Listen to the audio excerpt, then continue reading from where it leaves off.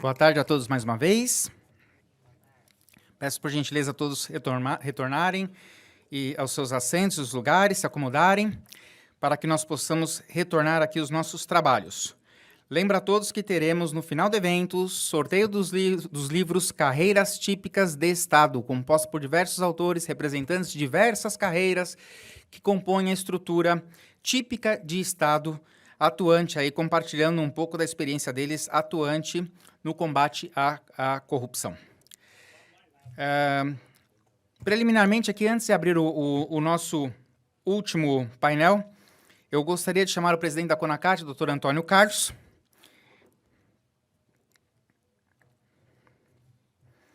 E também, por gentileza, o Dr. Eduardo Barbosa, vice-presidente da CNPL-FST. Por gentileza, peço que tomem assento à mesa. Só vamos, não precisa, só vamos fazer lá. Por favor. Doutor Eduardo, que bom tê-lo aqui. Obrigado. Que coisa boa. Só apresentando rapidamente o doutor Eduardo Stran, que ele é também do FST, o Fórum Sindical dos Trabalhadores, vice-presidente da CNPL, que é a Confederação Nacional dos Profissionais Liberais, só 6 milhões de profissionais liberais, né? 6,5, né? É uma confederação muito pequena e nós temos a honra de ele ter vindo aqui para dar uma mensagem da CNPL e do FST para o grupo. Por favor. Obrigado. Boa tarde, muito obrigado, pessoal, pela audiência. Obrigado aos palestrantes aí por ceder um pouquinho do tempo. Eu queria dizer, eu sou médico veterinário e a medicina veterinária nasceu de uma necessidade típica do Estado.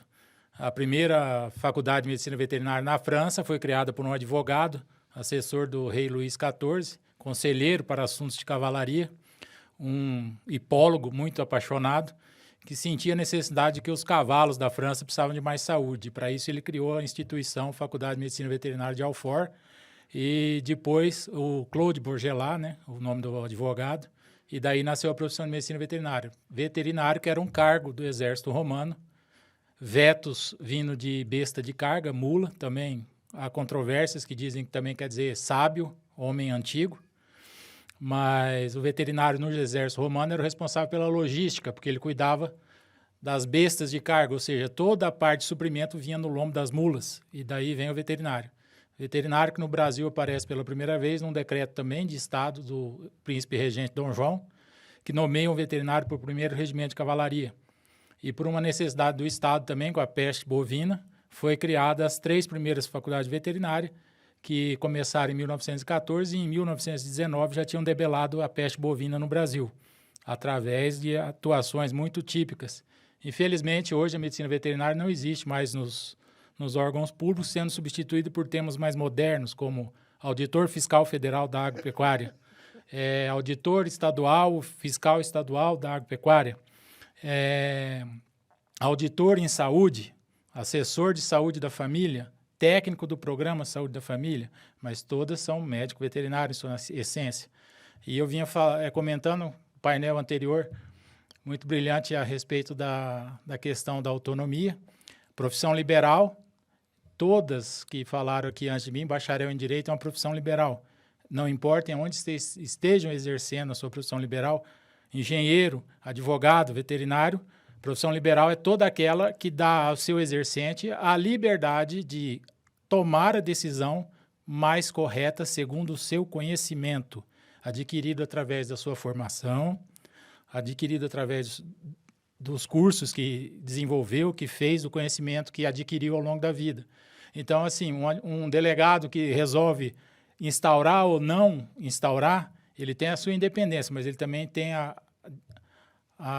anterioridade da sua profissão liberal, dando a ele a liberdade de pôr a assinatura dele naquele papel ou não. Um advogado de Estado, um procurador do Estado, que resolve, a pedido do governador, abrir um processo, ele pode abrir o processo a pedido do governador, mas quem vai assinar o processo é ele, e ele tem a liberdade de decidir se ele vai pôr a assinatura dele naquele documento ou não, se está correto ou não o que ele está fazendo. E isso é uma liberdade que vem da sua formação como profissional liberal.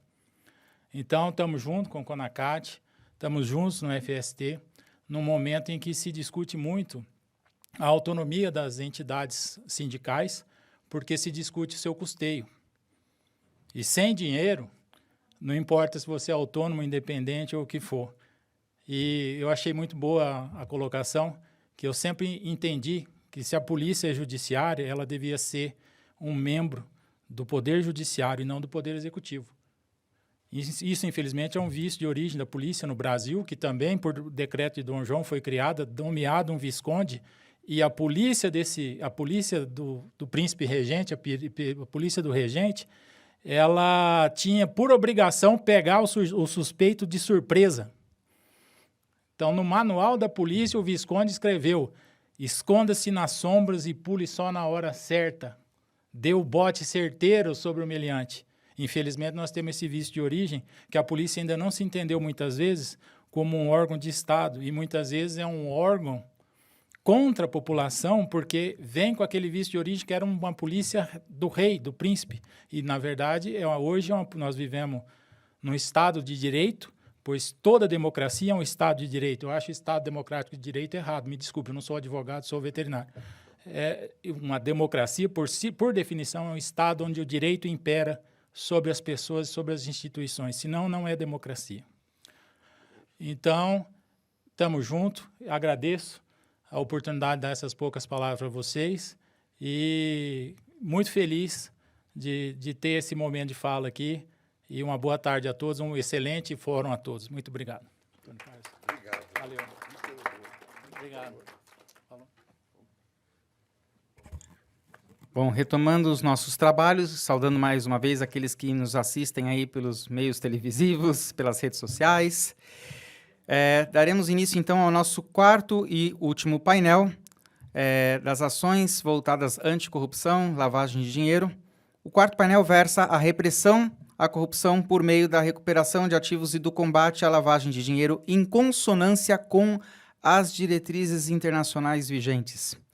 Para este painel, convidamos o Dr. Fausto Martins de Santos, desembargador do Tribunal Regional Federal da Terceira Região, São Paulo. Dr. Fausto, por favor.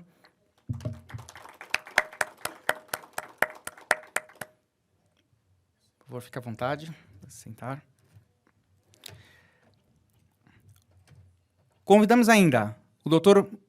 Marconi Costa Mello, coordenador-geral de articulação institucional do COAF e head da delegação brasileira perante o Financial Action Task Force, o GAFI, o Grupo de Ação Financeira Internacional. Dr. Marconi.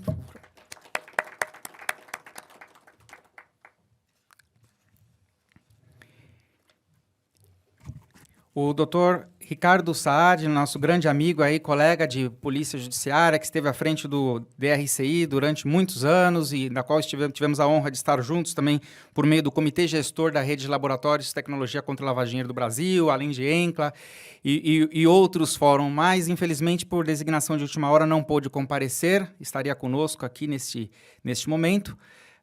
Mas longe da pretensão de fazer às vezes dele, estarei aqui representando o papel da Polícia Judiciária para eventuais debates. Então, na qualidade de moderador e também representante das polícias judiciárias, aqui no tocante a essa temática, se me permite, doutor Fausto, passo a palavra para o doutor Marconi para que ele possa iniciar os trabalhos e expor a visão internacional. Doutor Marconi, que para quem não conhece, é advogado da União de Carreira, e tem um currículo extenso, que está inclusive aí na internet, nos sites do governo, né? Não vou aqui comentar o detalhamento, mas que esteve atuando como secretário executivo do GAFILAT, tem longa caminhada de atuação internacional e está com maestria coordenando a delegação do Brasil perante o Grupo de Ação Financeira Internacional, que fica lá no âmbito do interno, lá no prédio da OCDE, e defendendo o Brasil aí no procedimento de avaliação. Então, doutor Marconi, com a palavra, por gentileza. Muito boa tarde. É um prazer poder compartilhar com os senhores alguns dos conhecimentos e das ideias e das formas como estamos trabalhando aí no âmbito do processo de avaliação do Brasil e também sobre algumas iniciativas que estão sendo trabalhadas no âmbito do GAFI nesse momento. Quero agradecer ao Dr. Antônio, ao Dr. Robson pelo convite. Eu, como advogado da União, é um prazer contribuir com a CONCACAT. Somos parte dela e fundamental que todos nós trabalhemos juntos, né, por fortalecimento dessa entidade. A nossa ideia, saúdo também ao Dr. Fausto e aos colegas que estão também aqui presentes e aqueles que estão nos acompanhando pela internet. A nossa ideia aqui seria trabalhar um pouco e discutir um pouco sobre algumas das iniciativas mais importantes no âmbito da recuperação de ativos e como essa recuperação de ativos vem fortalecendo o trabalho da luta contra a corrupção e contra a lavagem de dinheiro. O Brasil atualmente se encontra dentro do processo de avaliação do GAFI, e o GAFI tem algo interessante, né? Tomando as palavras de alguns dos colegas que nos antecederam hoje, que falavam justamente da importância de ter regras internacionais que nos ajudem também no convencimento interno das nossas autoridades da importância, né, tanto do Poder Legislativo como também e na organização do Estado. Assim melhor? Para o outro lado? Aí? É grande aqui o microfone aqui, né? Fica até intimidado, né? Pois é, não, mas agora acho que ficou bom, não? Ficou bom o som? Obrigado, querido. Então, a ideia seria a gente poder, então, compartilhar alguns desses trabalhos, né? E o Brasil atualmente se encontra no processo de avaliação do GAFI, né? A última avaliação foi aquela realizada em 2010, ou seja, já vão quase 13 anos, né? Da época, 13 anos da época que foi aprovado o relatório anterior. E depois disso, né, muitas coisas se passaram, né? Escutando aí as apresentações anteriores e todos os desafios e como isso foi trabalhado, né? E o tema da recuperação de ativos tomou uma relevância absolutamente diferente do que existia em 2010. Era muito mais incipiente esse trabalho da busca pelos ativos como uma regra geral, não apenas talvez nas polícias mais sofisticadas, mas hoje existe um aparato preparado, né? O Dr. Robson falou dos labs, né? Dos laboratórios de lavagem de dinheiro. Citou também, a gente pode citar também, né? Dentro do âmbito da Polícia Federal, como isso tem sido trabalhado, no âmbito do Ministério Público Federal, nas polícias estaduais, né? No Ministério Público Estadual, como esse processo vem se desenvolvendo, né? Em alguns estados, claro, existe certa heterogeneidade, mas a gente vê que esse processo vem acompanhando, né, a questão do follow the money, busca o dinheiro dentro dos processos de investigação. Hoje é uma realidade, mesmo em casos não tão sofisticados como anteriormente. No âmbito dessa avaliação, o GAFI trabalha com um aspecto importante, que é justamente, primeiro, para deixar claro, mais de 200 jurisdições do mundo são objetos desse mesmo processo de avaliação. Às vezes escuta até críticas, dizendo, por que o Brasil se submete a isso? E será que isso não é uma intervenção, né, por parte de outros atores? Mas a realidade é que faz parte de um processo de peer review, em que, né, países, membros e funcionários de um país avaliam outros, e mais de 200 jurisdições. Hoje, com exceção do Irã e a Coreia do Norte, praticamente todas as jurisdições do mundo são sujeitas a esse processo. E o Brasil, no âmbito do GAFI, é dos últimos a ser avaliados, né? Esse processo durou 1 ano e 4 meses, termina agora na semana que vem, né? Então a gente está ainda no processo final de preparação do relatório. Eu até gostaria de já vir aqui contar como foi, né? Quais foram os resultados. Mas é importante falar, dentro desse aspecto, eu não sei, se pode passar para mim, para a terceira já, por favor. Dentro desse, eu acho que ali eu não consigo ver, né? Mas não tem problema. Mas eu vejo aqui, não tem. Não, porque tem uma televisão ali. Mas, de qualquer maneira, o importante aqui para a gente tratar é que o GAFI trabalha a questão, toda a lógica da avaliação da quarta rodada e da própria efetividade do sistema, a medição de efetividade do sistema, parte da ideia de risco. Então, se a gente olhar a metodologia de 2012, que é a que é atualmente vigente, ela vai aparecer o nome risco em 64 oportunidades, né, dentro dessa metodologia, justamente porque a ideia é que as assignações de recursos sejam correspondentes aonde os maiores riscos estão e que justamente se trabalhem os riscos nacionais sobre várias perspectivas, né? Uma perspectiva nacional, onde se discuta as principais ameaças e vulnerabilidades do país. Uma segunda perspectiva é como os órgãos de supervisão, os órgãos coercitivos, trabalham internamente também o tema de priorização. e depois dentro dos sujeitos obrigados, né? Dentro dos sujeitos obrigados, por exemplo, um banco, ele verificaria dentro da sua carteira de clientes, produtos, serviços, etc., canais de distribuição, aqueles que seriam de maior risco que outros e trabalharia suas matrizes de risco. O Brasil, então, prévio a esse processo de avaliação, passa, né, pela elaboração de uma avaliação nacional de risco. E essa avaliação nacional de risco buscou, por favor, buscou justamente ver, dentro dos resultados imediatos, então, lá do GAFI, seria o resultado imediato 1, que são 11 resultados imediatos. Você dividiu as famosas 40 recomendações em resultados específicos para verificação não apenas do cumprimento digamos, da normativa, mas como essa normativa gera efeitos no mundo real. Qual a efetividade do sistema, e assim foi chamado. Isso se foi dividido justamente para fins metodológicos, para se obter, então, a possibilidade de verificar se o sistema é funcional ou não. A gente vai chegar lá, um deles é justamente o tema da recuperação de ativos, né, que é o resultado 8. Mas o resultado imediato 1, o que ele trata é justamente em que medida o país entende seus riscos. Riscos compreendidos tanto as ameaças, né, aquelas questões internas, as questões externas que eventualmente afetem o país, né? Então, muitos os tipos principais, situações criminais mais usuais, então a própria corrupção, tráfico de drogas, organizações criminosas. Depois a gente vai ver qual foi o resultado desse trabalho, não vai surpreender ninguém, mas se trabalhou de forma metodológica, utilizando uma metodologia semelhante à metodologia do Banco Mundial, justamente para tentar trabalhar, então, primeiro as ameaças e, posteriormente, as vulnerabilidades, né? Onde a terra é mais fértil, né? Onde aquelas ameaças poderiam, então, florescer e gerar o resultado delitivo. Então, dentro desse processo, se puder passar para o próximo, por gentileza. Então, dentro desse processo, a gente se trabalhou, então, numa avaliação nacional de risco.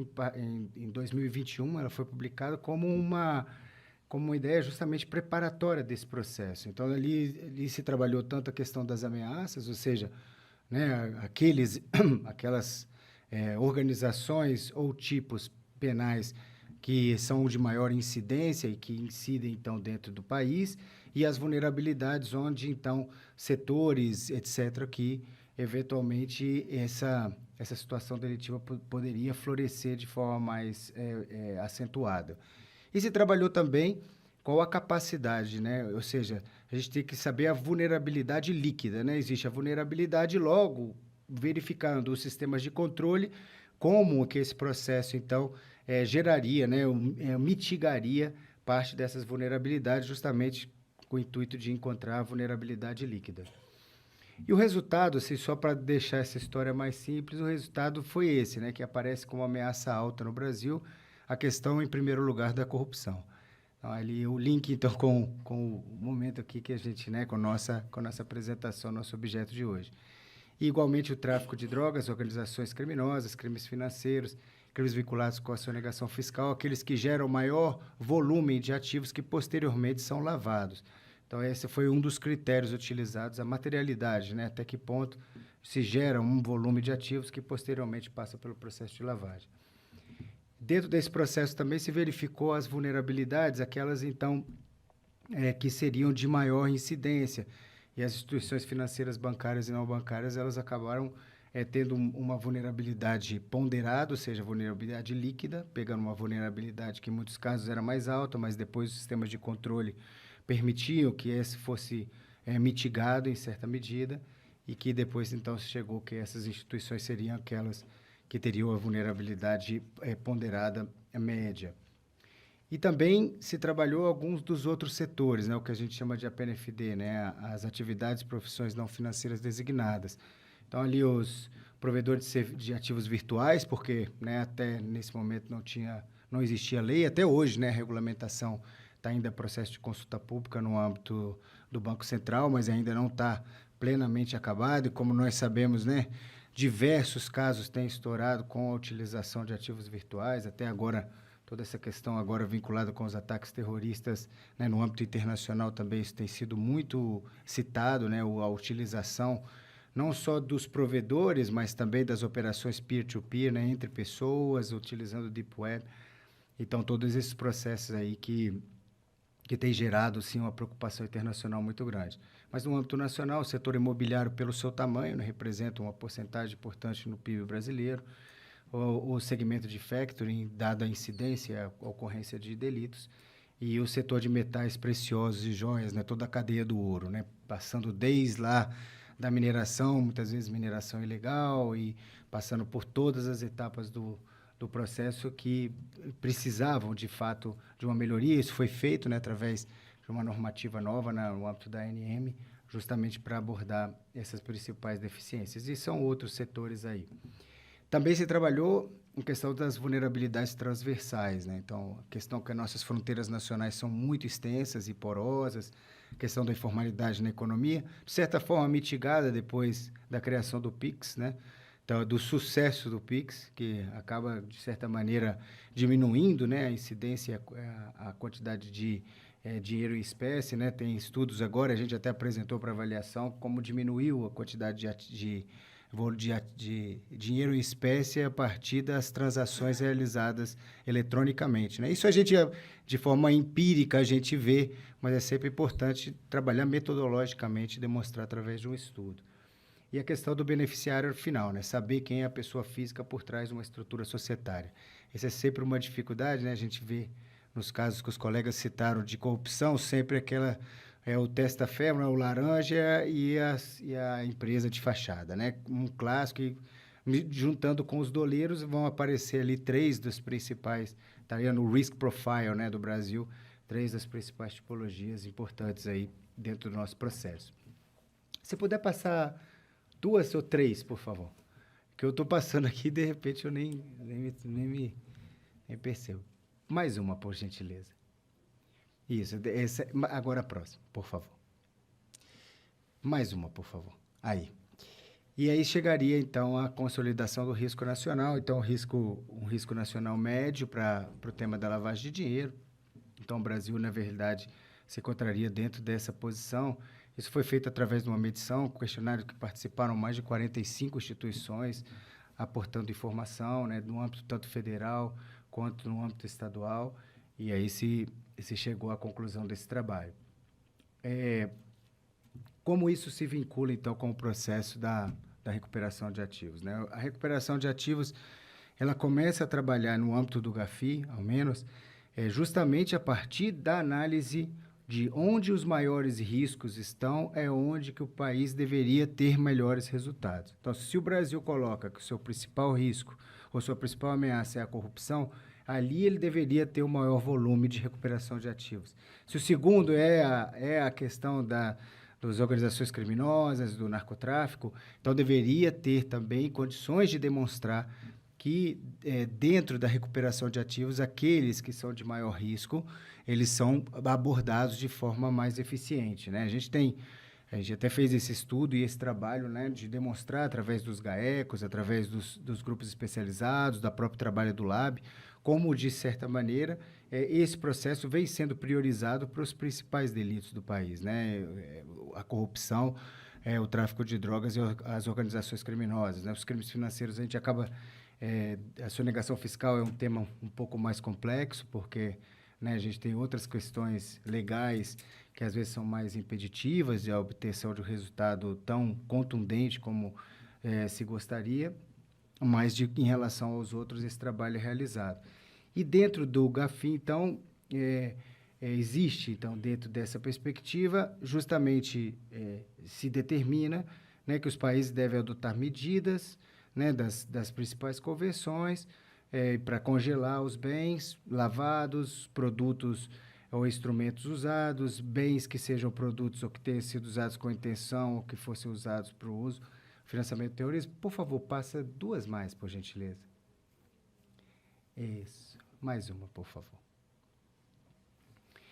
E também bens de valor equivalente. Muitos desses aspectos que estão vinculados com essa etapa do processo, ou seja, com as próprias recomendações, a parte de cumprimento técnico, ou seja, aquela parte em que o Brasil comprova que cumpre com os requisitos legais, o Brasil até apresenta um bom resultado, porque as normativas brasileiras, em boa medida, estão em linha com as principais convenções internacionais e apresenta a maior parte dos requisitos estabelecidos nas regras internacionais. A questão muda um pouco quando se trata de efetividade. Se puder passar para o próximo, por gentileza.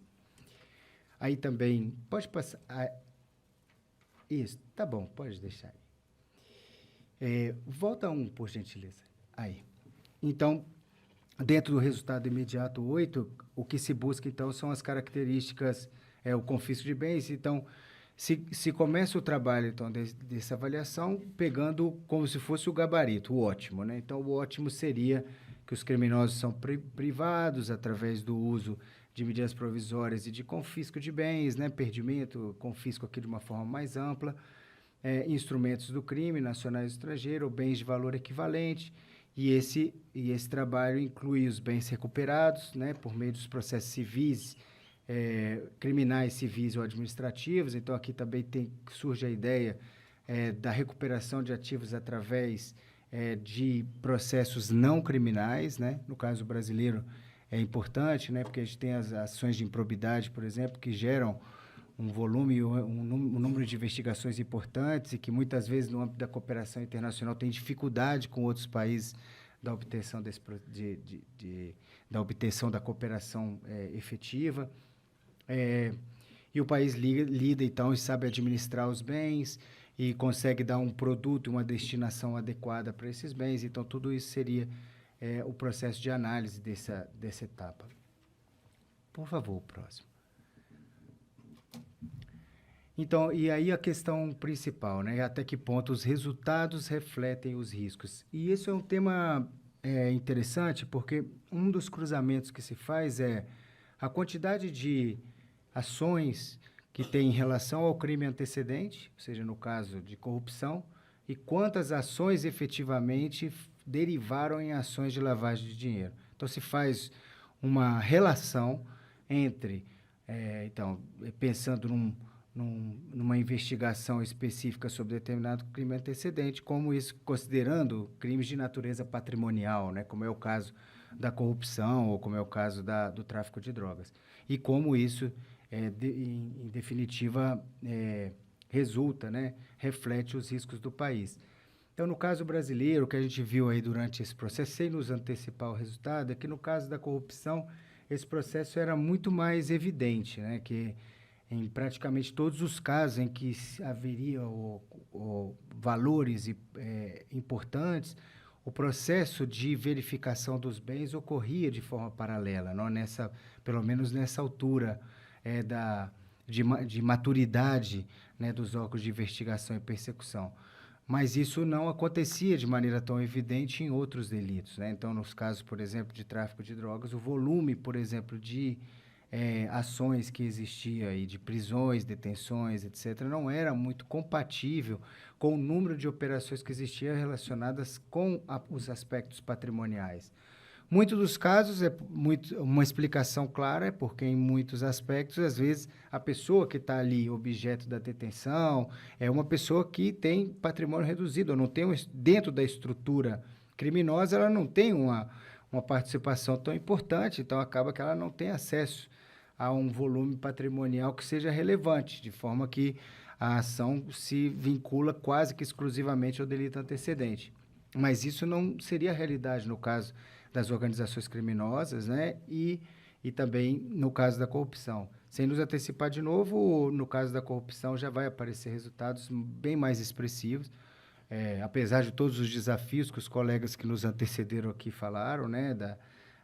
Em alguns dos casos anteriores, né? E como alguns deles acabaram foram seivados aí de vícios e que acabaram, de alguma maneira, aí, gerando nulidades, mas, mesmo assim, o volume de ativos recuperados é realmente importante. Temos também os aspectos não penais, né, os acordos de leniência, que acabaram resultando em bilhões de reais recuperados, né, no âmbito ali da CGU, o trabalho com a AGU e com o Ministério Público Federal. Isso também foi muito bem valorado lá dentro desse processo.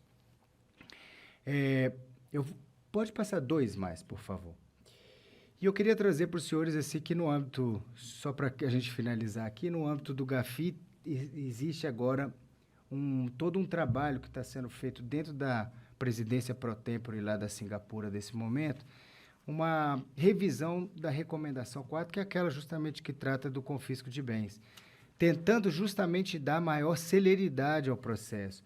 O que se viu, foi feito um chamado stock taking, né, que é uma verificação no âmbito internacional de todas as avaliações de todos os países do mundo, que a recuperação de ativos continua sendo um dos entraves mais importantes dentro da estrutura inteira do sistema de luta contra, contra o combate à lavagem de dinheiro e o financiamento do terrorismo.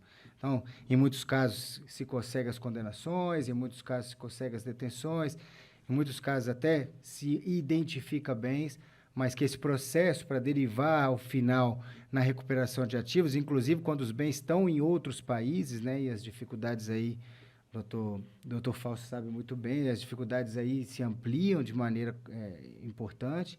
Então, inclusive em algumas jurisdições que têm uma dificuldade maior, uma opacidade também maior dentro do sistema internacional. Então, é que isso é uma detecção de que o sistema precisa melhorar de forma global, não apenas no Brasil, mas de forma global. Então, se está buscando justamente reformar todo o sistema e as recomendações internacionais para tentar colocar alguns desses aspectos. Então, a questão, por exemplo, da celeridade nas medidas provisórias, inclusive com congelamento administrativo por parte das unidades de inteligência financeira, isso é um tema muito polêmico, né, que não é nenhuma... E falo aqui porque atualmente exerço minhas funções do COAF, não é nenhum objetivo de forma nenhuma do COAF, mas que isso tem sido tratado no âmbito internacional, a necessidade de ter instrumentos que permita celeridade no bloqueio de bens. Né? O reconhecimento de que se não for feito o bloqueio de bens com velocidade, já nem adianta fazer. Né? Inclusive, foi apresentado um estudo no âmbito do GAFI, que dizia da efetividade do sistema e fazia essa relação com horas. Então, se era até 24 horas, a efetividade ia acima de 60%. Depois de 24 horas, já ia caindo de forma progressiva e depois de 72 horas, em poucos casos se encontrava ainda ativos. Né? Então, esse aspecto acabou sendo considerado muito relevante se está buscando... Isso vai ser discutido agora, né, na semana que vem, no âmbito do GAFI lá em Paris.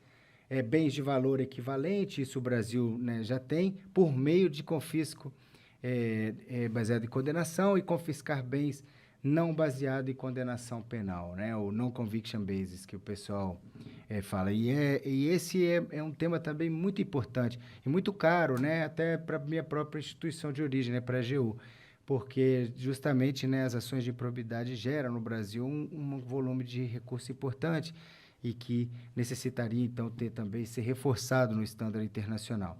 Próximo, por gentileza. Aqui fala também da eficácia dos bens congelados, apreendidos, tudo isso também... isso a gente já não é uma modificação tão expressiva. Recursos suficientes, né, para poder se trabalhar o tema e para perseguir a recuperação de ativos, cooperação e coordenação interna, o valor correspondente de novo, que o Brasil já está incorporado na nossa legislação, bens retidos por terceiros, que em muitos casos aqui a gente vai ter que, inclusive, a verificação de quem é o beneficiário final, ou seja, quem é a pessoa controladora de uma estrutura societária, que seria aquela que receberia os ativos.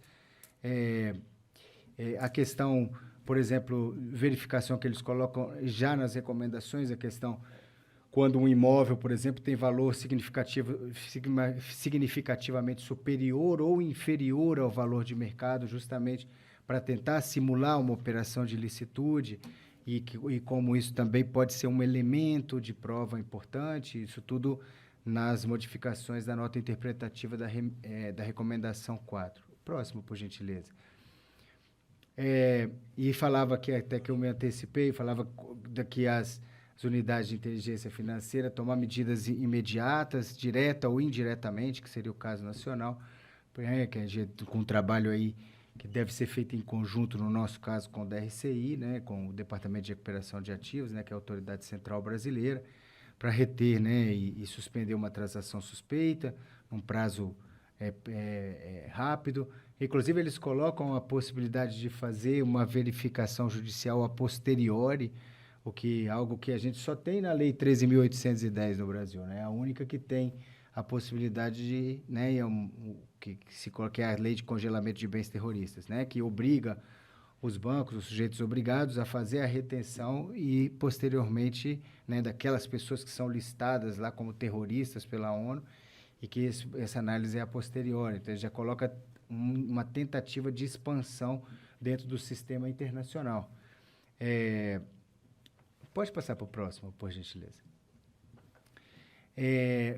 Então, assim, alargar o confisco a outros bens de uma pessoa condenada, né, bens de valor equivalente, isso já consta na legislação brasileira, como eu disse, bem moderna, e foi considerada dentro da recomendação 3 e 4 como majoritariamente cumprindo os requisitos internacionais.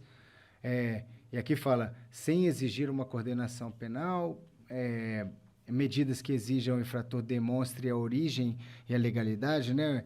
Aqui seria uma questão quase, né? Não vamos dizer mais de inversão do ônus da prova, isso é a ideia de que isso acontece muito nos casos, né, em vários países que tem aquela chamada extinção de domínio, né, ou tipos de non-conviction base dessa natureza, né, em que cabe né, o standard de prova, na realidade, de certa forma ali, ou seja, o órgão acusador, de certa forma, tem como prova ou como indício de que a pessoa, né, apresenta uma declaração fiscal. Então, se ela vive de uma forma absolutamente díspare com aquela declaração fiscal, já existe uma presunção que essa pessoa que tem a obrigação de apresentar os dados, né, diferente do processo criminal usual. A questão da gestão de ativos, pode passar para o próximo, por gentileza, e para o outro também. Ficou tão pequenininho aí que... E, por último, algumas modificações que estão sendo feitas também na Recomendação 38. A Recomendação 38 é aquela que trata da cooperação jurídica internacional, justamente para a recuperação de ativos, né? Então, o que se espera é que todas as medidas que um país ele tenha para bloqueio de bens ou para congelamento, para medidas cautelares, que ele tenha no âmbito de sua própria jurisdição, ela possa também conferir uma jurisdição estrangeira no caso de um pedido de cooperação. Então, aqui alguns aspectos, né, que os países estrangeiros que buscam assistência para rastrear, avaliar, investigar, congelar. Aqui trata muito do reconhecimento e aplicação de decisão estrangeira de congelamento, né? Aqui acaba havendo considerando que 20 dos 40 países do GAFI são europeus e que dentro da Europa o processo de reconhecimento de decisão estrangeira é muito já reconhecido, muito célere e consta, né, em diretivas europeias, então isso é muito mais simples dentro do processo deles, né, e isso, digamos, quase uma incitação para que os demais países também vão para esse mesmo modelo, né? A questão da gestão de bens, nas fases do processo prévio à recuperação de ativos, a questão da partilha dos bens, sempre um tema bem complexo, né, que tem sido colocado dentro dos tratados internacionais brasileiros, os últimos que o Brasil firmou, sempre uma cláusula que diz como se partilhar os bens. E a gente tem, na época eu estava lá no DRCI, no Departamento de Recuperação de Ativos lá do Ministério da Justiça, e sempre existia uma preocupação de que quando os bens são do Estado Nacional e não estão sujeitos à partilha de bens, né? Então, vamos dizer, se é de tráfico de drogas e 2 países atuaram para que esse processo tivesse um bom desencadeamento, que se divida esse valor, né, da recuperação desses ativos. Mas se ele é proveniente da corrupção, ou se ele é proveniente digamos, da retirada de uma população, de um Estado, então que esse recurso seja integralmente devolvido. Isso consta na maior parte dos decretos, dos tratados que o Brasil assinou recentemente. E essa regra, a gente entende que é uma regra bastante correta, até porque a gente tem que reparar aquele Estado que foi lesado, né? Então, a gente não deve incentivar o processo dentro dessa linha. Eu vou deixar por aqui, só mais 2, por gentileza. Então, medidas necessárias para partilhar os bens com outros estados, a comunicação informal, né? Ou seja, pedidos de cooperação que possam ser antes do pedido de cooperação formal, através das redes de recuperação de ativos. Então, como chegar à conclusão e receber informação para que isso possa ser realizado. Mais um, por gentileza. Mais outro. Isso. E, por último, eu queria só rapidamente falar de um outro estudo que está sendo desenvolvido no âmbito do GAFI também, que é um projeto sobre a colaboração com as redes de recuperação de ativo, que chama de ARINS. Existe uma na nossa região, é a Rede de Recuperação de Ativo do Gafilat, a RAG, que o objetivo é ter redes internacionais do qual, no caso brasileiro, integra o Ministério Público Federal, Polícia Federal e Departamento de Recuperação de Ativos, para que possa justamente, eu preciso saber se existem bens de determinada pessoa em outro país. Se eu mando um pedido de cooperação formal, esse processo pode ser demorado e depois de um tempo expressivo, ser devolvido dizendo que não encontrou nada.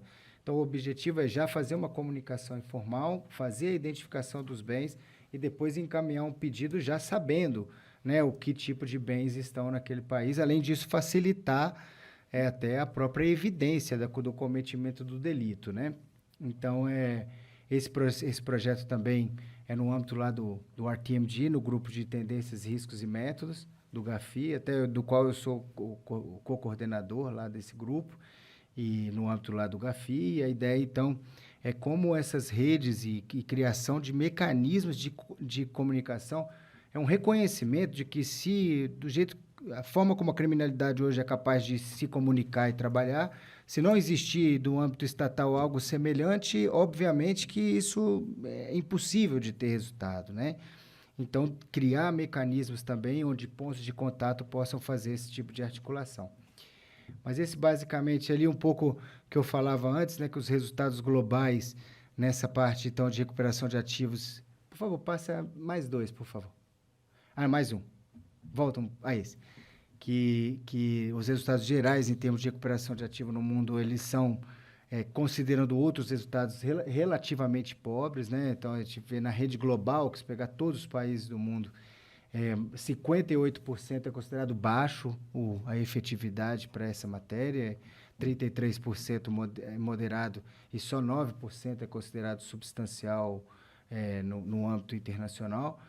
No âmbito do Gafilat, aí já ficaria 40% considerado bom, assim, substancial, e 40%, né? Gafilat seria o grupo regional da América Latina, e no caso do GAFI, só 27% dos países têm hoje um resultado considerado substancial na recuperação de ativos. Então, o que mostra que, de fato, o mundo ainda tem que avançar muito nesse trabalho. Mas eu agradeço mais uma vez, então, a atenção dos senhores e fico à disposição para qualquer tipo de consulta. Obrigado.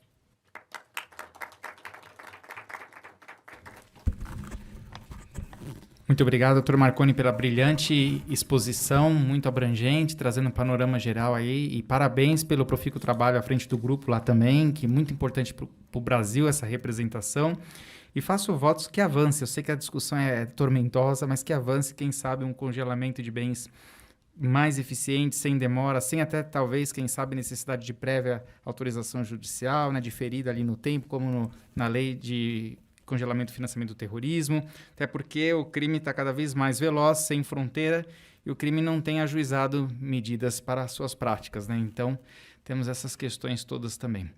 Bom, passo a palavra agora para o Dr. Fausto de Sandes. Dr. Fausto, que é desembargador, como já falamos aqui, da Terceira Região, lá em São Paulo. Dr. Fausto, que tem uma militância de longa data no combate ao crime organizado, corrupção, lavagem de dinheiro como magistrado. Eu me recordo ainda de alguns casos que passaram por mim pelo LabLD e que, à época, ele, salvo engano, ainda quando estava na primeira instância, Dr. Fausto, cheguei a falar com o Dr. Fausto lá, de casos que foram parar na vara dele, e que sempre teve uma brilhante atuação em defesa da sociedade do Estado brasileiro, além de ser um grande estudioso da matéria também. Por favor, Dr. Fausto. Eu vou ali. Por favor, fica à vontade.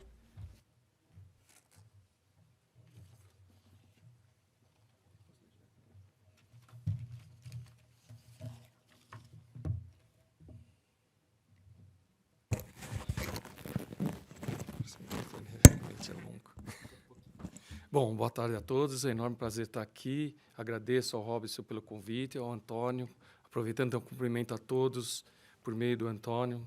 Muito obrigado. É uma honra estar aqui, uma honra dividir com o Marconi. Parabéns pela explanação. Eu cheguei um pouco tarde, porque eu peguei um voo, ele atrasou um pouco, mas eu pude pegar um pouco a insatisfação, um pouco de lamentação, né, do painel anterior.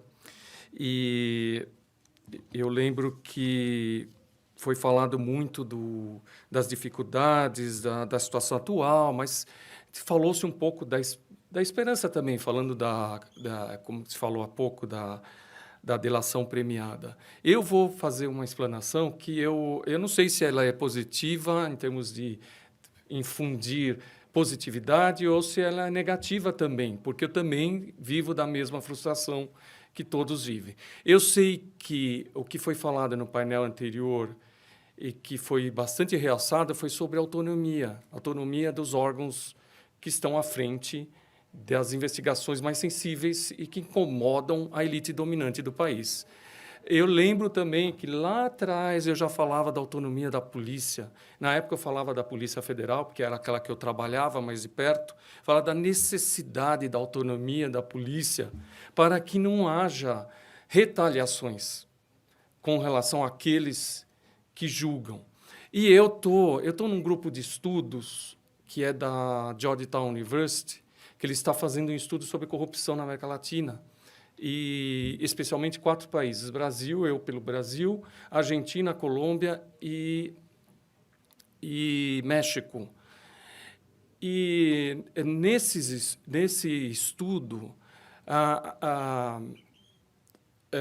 nesses debates lá da Georgetown, se tenta fazer valer não só a Convenção de Medan, mas o que veio depois, os princípios de Jacarta, em 2012, e os comentários de Colombo. E um dos comentários, eu vou falar, porque como a gente está nesse ambiente, um dos princípios que é comentado comentários de Colombo, foi comentado em Colombo, com relação os princípios de Jacarta, e que, por sua vez, se referem à Convenção de Mérida, é justamente a proteção daqueles que estão à frente da investigação.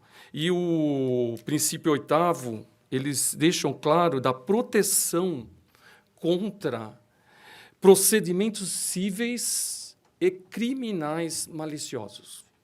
E nos debates lá, eu fiz questão de frisar, e todos acabaram, eu fui o primeiro a falar, todos acabaram acolhendo a minha proposta, porque não adianta nós termos órgãos de controle. O GAFI está avaliando o Brasil, olha, temos órgãos. Como foi avaliado inicialmente pela Georgetown? Ela veio aqui, ela observou o COAF, observou a CGU.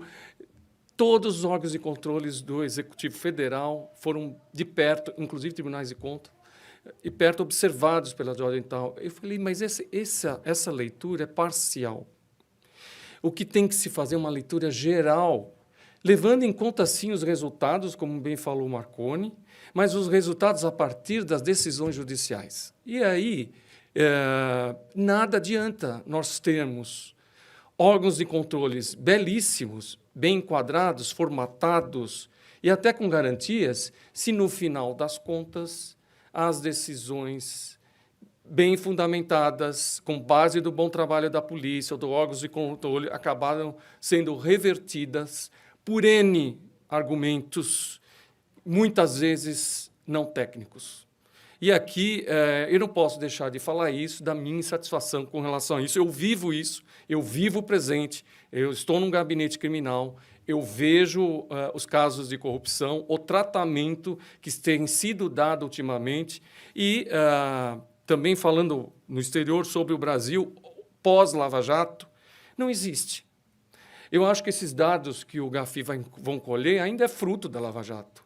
Mas se nós tirarmos a Lava Jato, não tem resultado efetivo, pelo menos o que eu estou vendo em São Paulo. Não há mais operações. Não existem. Não existem casos de corrupção num país em que a corrupção é, de fato, sistêmica.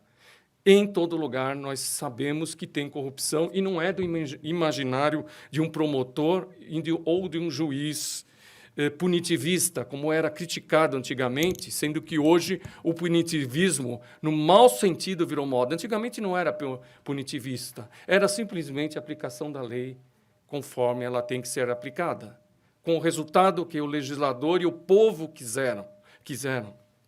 Mas, enfim. Mas o fato é que o tempo presente é sempre muito difícil. Quando a gente olha que... Eu vou falar de um lado religioso, mas respeito quem não seja. Moisés, que ficou 40 anos no deserto, vivenciou um tempo duro, um tempo de carência, um tempo de hostilidade. A nossa vida hoje, como autoridades incumbidas de combater sim. Já fui muitas vezes criticado falando que o judiciário não combate. Combate. A partir do momento que ele reconhece a condenação, ele combate. Claro, se ele absolve, ele não combate. Então, as convenções internacionais falam isso, tanto de Mérida como de Palermo, do crime organizado, deixa claro que a função do judiciário é combater também. Então, todos aqueles incumbidos desse combate, eles vivenciam esse momento de carência e hostilidade. Não que antes não se vivenciou, mas, então, o tempo presente, para nós, até porque é incerto, já é difícil por si só. Quanto mais um país em que a corrupção, o combate dela, acabou sendo estigmatizado de forma absolutamente injusta, porque, olha, concordar ou discordar de uma decisão judicial é até normal, mas não há possibilidade de coesão jurídica e, a partir daí, desfazer os casos e anular os casos, porque eu penso diferente do juiz de primeiro grau. Não é assim que as coisas funcionam. Senão, nunca teremos efetividade nesse sistema se quisermos, de fato, ter algum resultado ou diminuição mínima da corrupção. Nós temos leis, temos judiciário bem estabelecido, temos órgãos de controles estabelecidos por muitos anos. E qual foi o resultado? Quase nenhum. Né, de efetividade, e isso é uma frustração geral, não é só minha. E essa dificuldade agora parece um pouco pior mesmo, pelo pêndulo, como foi falado no momento anterior. E eu achei interessante essas colocações do Marconi, porque é confisco decorrente de não condenação.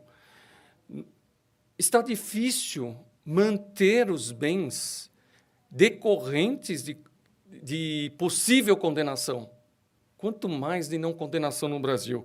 Eu estive no México, estive em Moçambique, eles lá estão já com leis de extinção de domínio, que para nós está num Congresso parado há anos e nós não temos nenhuma perspectiva que isso vá passar de fato, apesar que isso já foi, por várias vezes, retratado na ENCLA, na Estratégia Nacional de Combate à Corrupção e Lavagem de Dinheiro. Mas vamos lá, o que a gente tem de recuperação de ativos para ser tratado e que a gente pode tentar dar uma luz? Primeira coisa, bens são apreendidos, sequestrados, arrestados ou hipotecados. Então, para fazer há uma confusão de conceituação nisso, e essa confusão é devida ao próprio legislador, que também faz confusão, cada legislação vem de um jeito, mas para tentar fazer um resumo que simplifique as coisas, eu diria o seguinte: apreensão, tudo aquilo que interessa ao processo. Sequestro, pode ser de móveis ou imóveis, eu sei que tem gente aqui que não é da área do direito, então é bom que até esclareça um pouco. Sequestro, móveis e imóveis e bens que supostamente foram adquiridos que tenham origem ilícita, sequestro. Arresto, bens móveis e imóveis não necessariamente de origem lícita.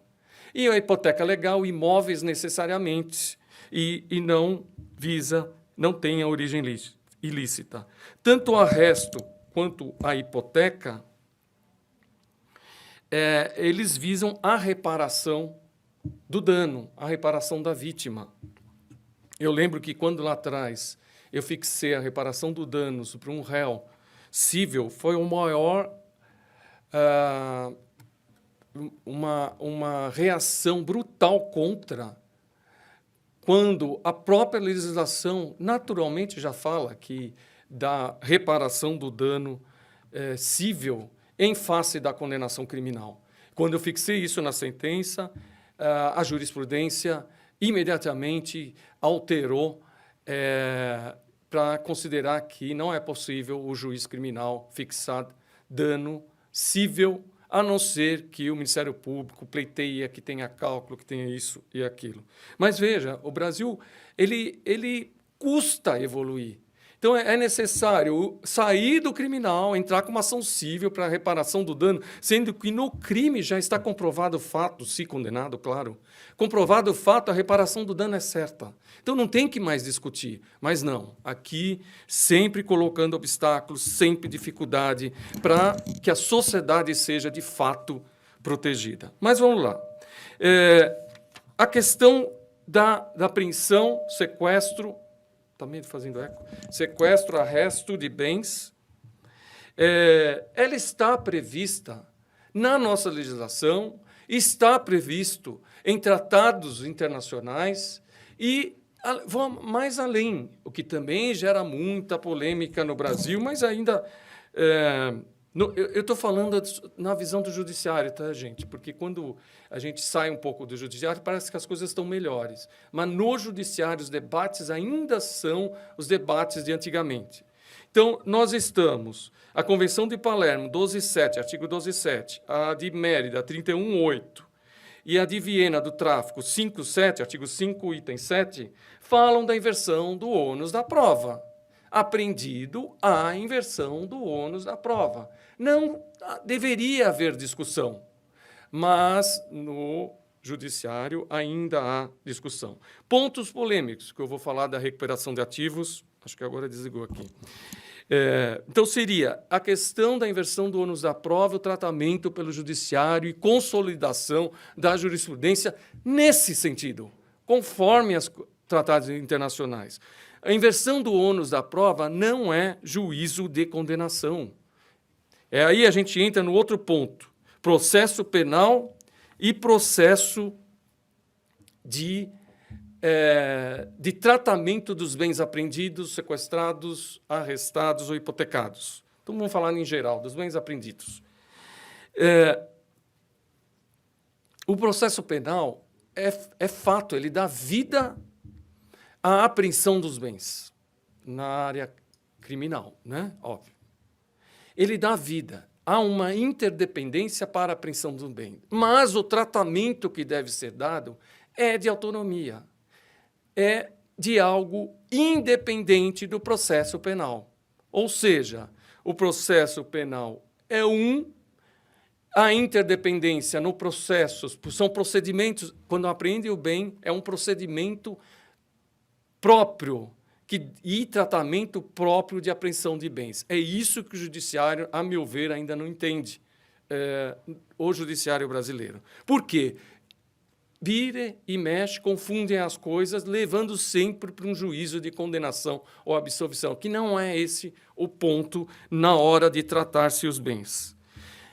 Por quê? Presunção de inocência, que é o ponto sensível, é um juízo do processo penal,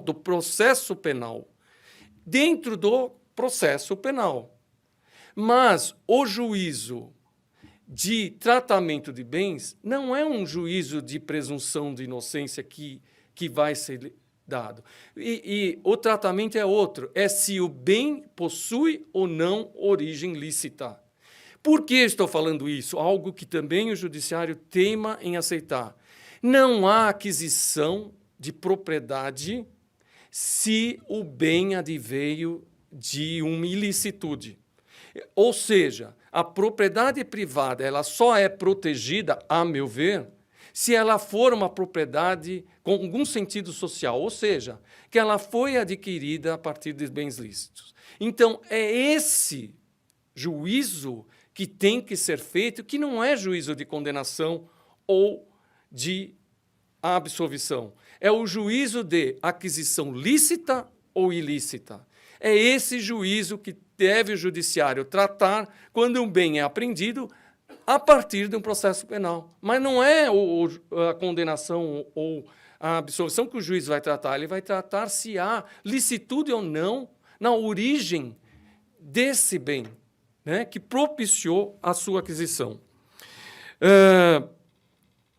Um dos pontos que eu tento reforçar nas minhas decisões é o antigo artigo 123 do Código de Processo Penal, que ele fala que, condenado ou absolvido, o judiciário poderá destinar o bem se o bem não pertencer ao réu. Então, o juiz, olha o que fala o Código de Processo Penal, o 123, que eu uso nos meus votos. Fala, mesmo havendo absolvição, o juiz só vai dar a destinação final se houver categoricamente determinado que esse bem pertence ao réu. Mas pertence como? Com a aquisição lícita daquele bem. Se o bem é fruto de um tráfico de drogas, nunca e jamais pode ser devolvido ao traficante, como a gente tem visto que o judiciário brasileiro assim o fez recentemente com relação ao líder de organização criminosa. Mas não foi só o líder de organização criminosa. No meu tribunal, várias e várias decisões eu sou vencido devolvendo bens a traficantes. Quanto mais a corruptos. Qual é o argumento hoje? Demorou muito a investigação, 3 anos, devolva-se. Hoje nem isso, nem juízo nenhum se faz. Vamos devolver, porque presume-se a licitude daquele que foi desprovido da sua disponibilidade por força da decisão judicial. Presume-se a licitude porque estava na posse de bem. Eu entendo o contrário, presume-se a ilicitude, como dizem as convenções internacionais. E é engraçado que minha decisão é assim, eu defiro a devolução, desde que comprovada a licitude do bem. Eu não estou indeferindo, eu estou deferindo, mas me comprova a licitude.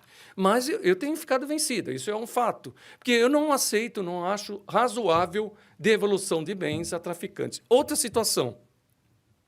Situação da lavagem de dinheiro.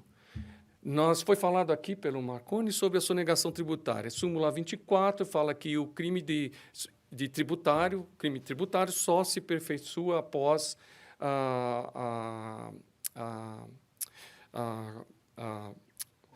conclusão do procedimento administrativo, né, da Receita Federal. Pois bem, muitas vezes a lavagem ocorre e a sonegação vem depois. Por quê? Segundo a súmula do Supremo, que eu não concordo, mas ela existe, então eu tenho que aplicar, o crime só se consuma com o trabalho da Receita, ou seja, a consumação do réu depende do trabalho de terceiro, não da sua conduta. Mas é isso que o Supremo decidiu, né? Que a pessoa vai cometer um crime tributário se um terceiro falar que você cometeu um crime tributário, não se eu consumar o meu delito. Mas, enfim, então a consumação depende, porque o Supremo diz, só há tipicidade com o resultado da Receita. Então, procedimento administrativo. Então, o procedimento administrativo tipifica o crime. Então, acontece o inverso. Lavagem e o crime que seria antecedente posteriormente. E aí, o que faz o judiciário? Devolve. Eu falei, não, eu desenvolvi uma tese que eu estava vencida e agora está assim. Por vezes, a tese vinga, por vezes não. Não há, a meu ver, na lei de lavagem, com todo o respeito que entender o contrário, precedência cronológica. A minha tese é no sentido que a lei de lavagem exige um link entre o crime e aqueles valores decorrentes desse crime. Esse link pode ocorrer antes ou depois. A única coisa que se exige, eu sei que pode confundir a cabeça de muitos, é que esses valores cheguem antes para a lavagem. Então, o dinheiro tem que chegar antes para a lavagem. Então, tem a situação da corrupção. A pessoa paga, recebe um dinheiro para beneficiar um licitante. Ele chega e fala, eu recebo no exterior, minha offshore, etc, isso, aquilo. Recebeu, lavou. Ele dá se for um privado, ele dá um contrato de prestação de serviços, só que é um dinheiro decorrente de corrupção. E depois a corrupção é praticada. Ou seja, depois a licitação ocorre. Mas o dinheiro foi lavado antes. E como é que fica? Não se pode mais aprender. Ou se aprender, é devolvido. E aí a gente pode entrar nessas questões do GAFI, porque a efetividade não vai ter. Não vai ter. Esse é um ponto sensível que está no judiciário. Eu tenho decidido, ninguém fala a respeito. O Brasil é o que a gente falou há pouco, né? Falar de corrupção hoje parece nossa, não existe isso aqui, é uma ofensa à ordem jurídica estabelecida, né? O que é um absurdo. E o que se exige, então, para que essa recuperação de ativos seja eficaz? Fora a tese que eu falei há pouco, as teses sensíveis que eu falei há pouco, que ainda não estão sedimentadas. Eu já escrevi, já coloquei em livro, vou lançar um outro livro falando disso, mas uma tentativa de ver se isso vigora no Brasil. Só para fazer um parênteses, a lei fala de crime antecedente, mas antecedência, para mim, é lógica e não cronológica, só para vocês depois falar, mas a lei fala em antecedente. Mas, então, o que se exige para a recuperação de bens, de ativos, e que ela seja eficaz? Que haja o devido processo penal respeitado. Eu lembro que quando a primeira alienação antecipada ocorreu na minha vara, foi em bens de doleiros. Foi antes daquele grande leilão que eu fiz de bens de traficantes, que muita gente acha que aquele foi o primeiro no Brasil. Não foi, foi antes. E a garantia que eu dou e que deve ser dada àquele que teve seu bem apreendido é o seguinte: se tiver um pedido de restituição de bens, o juiz tem que decidir antes. Não dá para sair alienando. Se tem um pedido de restituição, olha, esse bem não está ligado ao crime, ou não está ligado à minha atividade que seria criminosa, eu venho aqui provar. Ou então a garantia do terceiro de boa-fé. Você tem que decidir todas as questões pendentes para depois dar a destinação, que ainda é provisória, a alienação antecipada, é uma provisória, mas espero não mútil, porque ele transforma o bem em dinheiro, né? Ele muda a natureza do bem.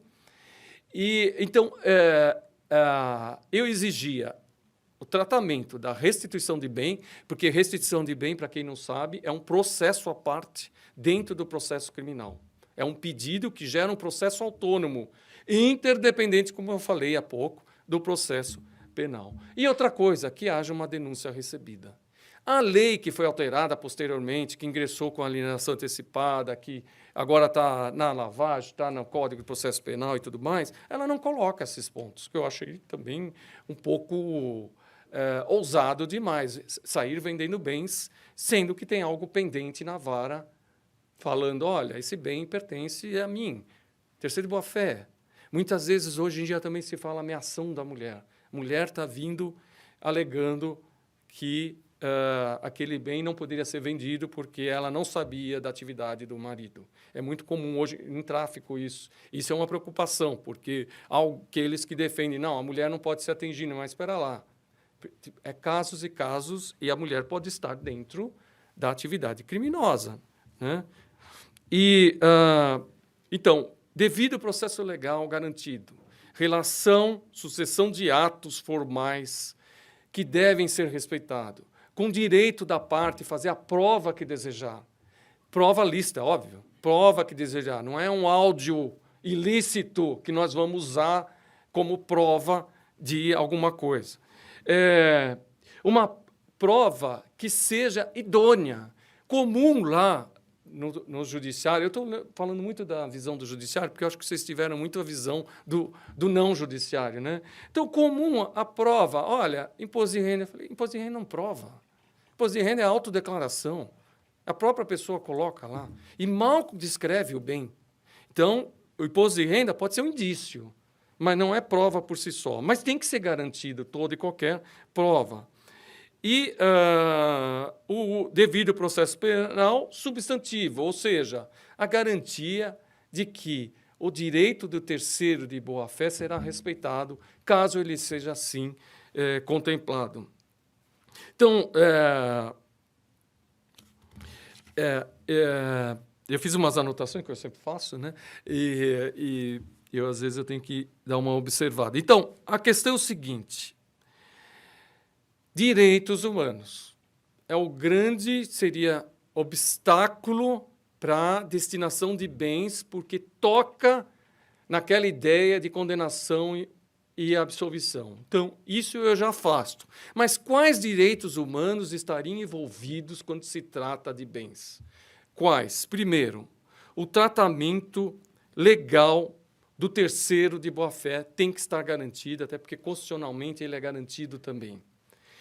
Direito humano do devido processo legal garantido com contraditório, ampla defesa e decisão judicial fundamentada. É muito comum, por se tratar de um processo autônomo. Eu tenho um monte de processos a decidir. Fazer uma decisão sem fundamentação. Aí não tem como. Eu estou no tribunal. Como que um juiz não fundamenta a decisão? Não dá para sustentar a decisão não fundamentada.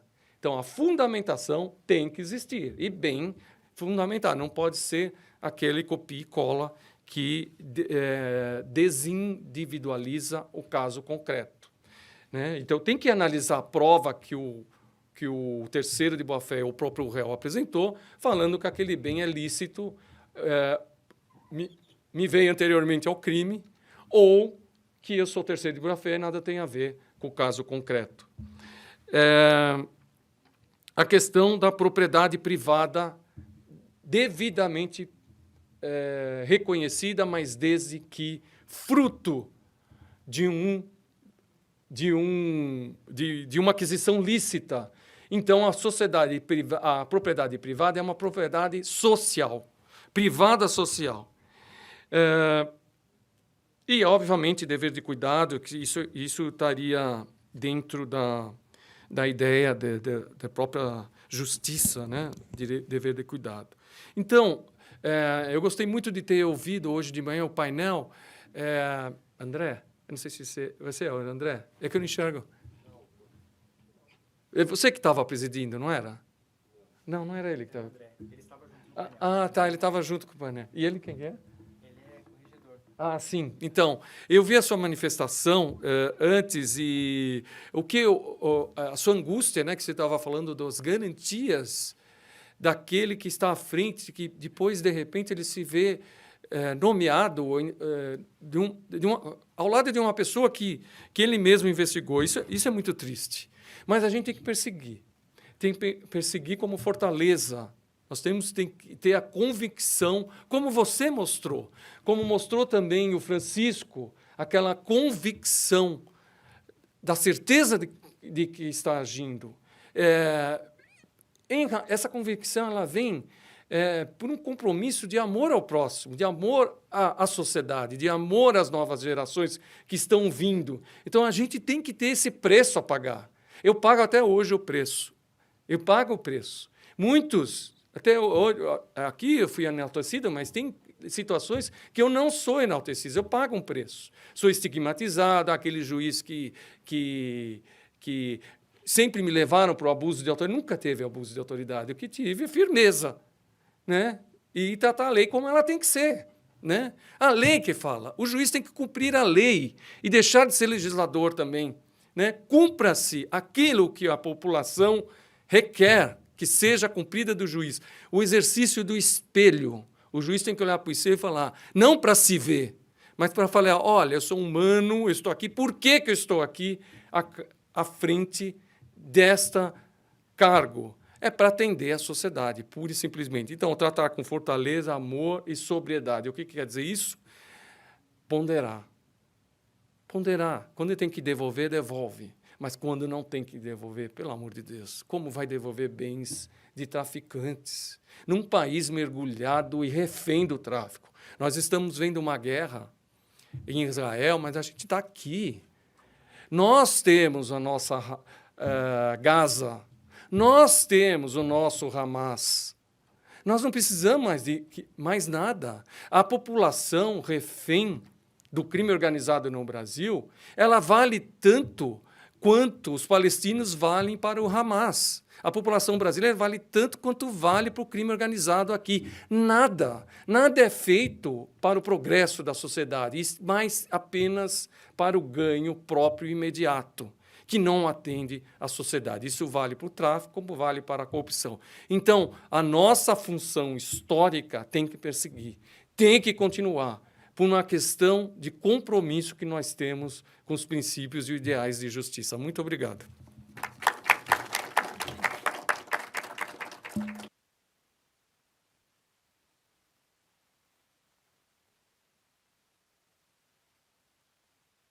Muito obrigado, doutor Fausto, pela brilhante exposição e pela aula aqui. Doutor Fausto, que é um grande estudioso, como eu falei, conhece teoria e prática do assunto, né? Isso é espetacular porque é muito importante que conheçamos os dois lados da moeda, né? Senão caímos naquela vala que eu sempre costumo brincar e citar aqueles filmes de sessão da tarde lá da Rede Globo, de outras emissoras. E nunca me esqueço de um que o cidadão escrevia sobre como educar os filhos, psicólogo, renomado, um autor, não é um livro, lógico, um filme ficção. E até que um dia que o pai voa no pescoço dele porque seguiu a risca e deu tudo errado. E aí ele fala, pô, eu não sabia que você não tinha filho. Como é que você escreve de filho? Estudei bastante. O psicólogo responde para o pai, né? Então, tudo bem, é muito importante estudar, mas a prática sem a gramática não tem como, né? E o doutor Fausto é um exemplo porque conhece sobre os dois aspectos, assim como o doutor Marconi também.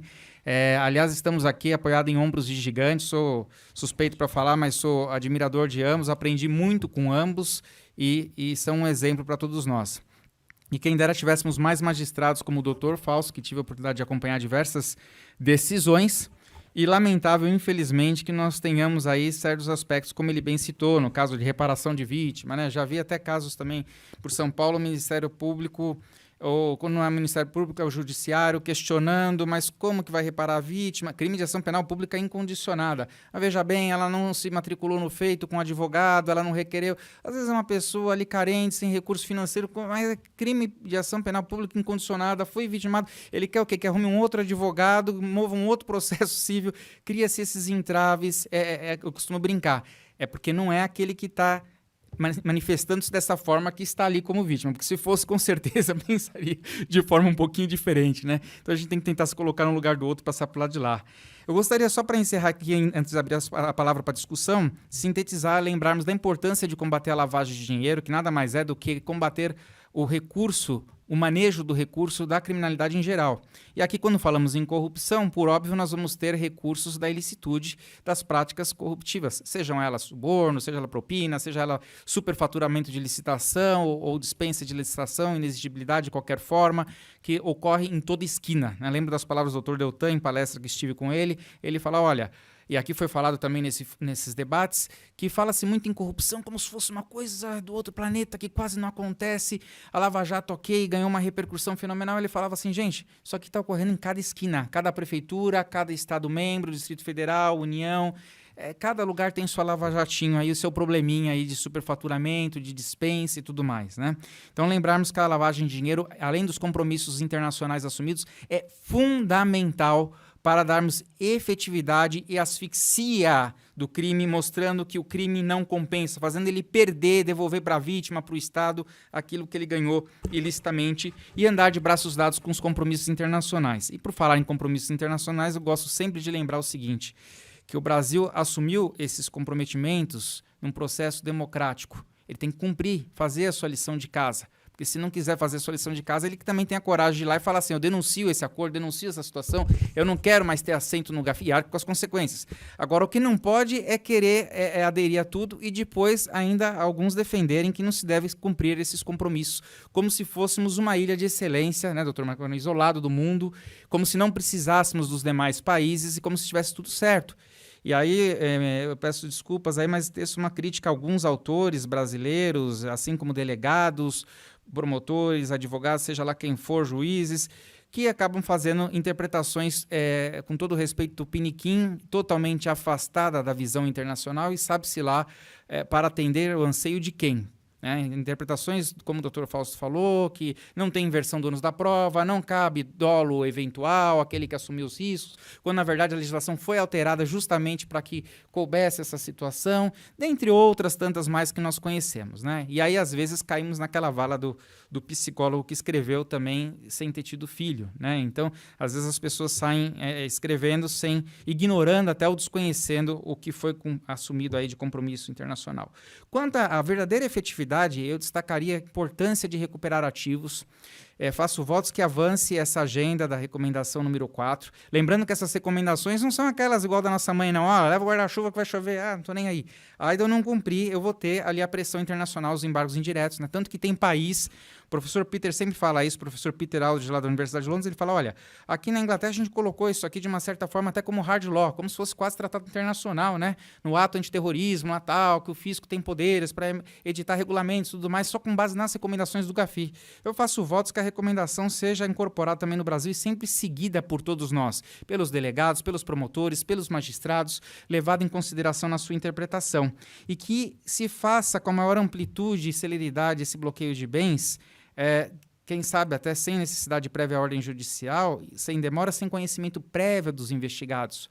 Um grande problema que eu sempre falo para os colegas delegados, eu falo, gente, que história é essa de sair notificando para comparecer em cartório? Isso é um pouco antigo, isso é um pouco fora da realidade para a investigação de lavagem de dinheiro. Se eu der ciência a ele que eu estou apurando lavagem de dinheiro, ele esvazia suas contas e imediatamente ele dilapida os seus bens. Então tem que ser igual a doença do fígado, né? Vocês já ouviram falar de esteatose, gordura no fígado? Silencioso. Quando dói é porque já está na cirrose hepática. Então tem que ser um negócio dessa forma. Eu costumo brincar. Fica tranquilo que quando você conseguir o bloqueio de bens dele, os advogados vão vir correndo atrás de você. Você não precisa nem notificar para comparecer em cartório, para as oitivas, para apuração. Então, que sejam feitos bloqueios sem ouvir a parte contrária e depois as oitivas e tudo mais, né? Mas eu gostaria de abrir aqui a palavra rapidamente para os debates e verificar se alguém gostaria, com base em tudo que foi dito, de fazer algum questionamento do Dr. Marconi, para o Dr. Fausto, após essas brilhantes explanações aqui.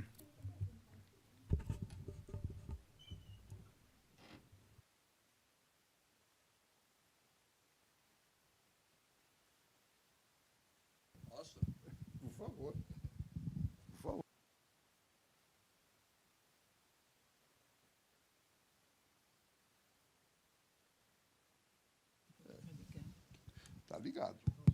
Agora sim. Bem, boa tarde a todos. Sou o Carlos Augusto, presidente do Sintema, lá do Mato Grosso. Minha formação, não tem formação jurídica, então desculpa aí, muitas vezes a gente vai fazer a pergunta, vamos dizer assim, bem rasa, né? Como a gente fala lá no Mato Grosso. Mas eu gostaria de saber, e aí é uma especificidade, já que nós estamos falando sobre recuperação de ativos, né? Nós, por sermos um sindicato do meio ambiente, nós deparamos muitas vezes com a questão do perdimento, né? E a destruição de equipamentos nas ações de fiscalização. E isso acaba virando, né, uma questão jurídica, e muitas vezes acaba envolvendo, né, o agente de fiscalização nesses processos. Recentemente, essa semana, né, nós tivemos aí uma publicação de um decreto estadual normatizando e disciplinando esta ação, né? E aí nós ainda não sentamos ainda para discutir essa questão, mas há uma insegurança muito grande. O que se tem de inovação nesse decreto é que em 100 dias tem que ser julgado E se, no caso da destruição desses equipamentos, o Estado for, ou o agente de fiscalização for culpado, e a gente sabe que isso vai virar um PAD, né? O Estado tem 30 dias para fazer a indenização desse perdimento, né? Aí coloca as questões de muitas vezes, de unidade de conservação, questão de reserva indígena, né? Mas há hoje uma insegurança muito grande. E aí eu gostaria de ter aí uma opinião aí do nosso meritíssimo doutor Fausto.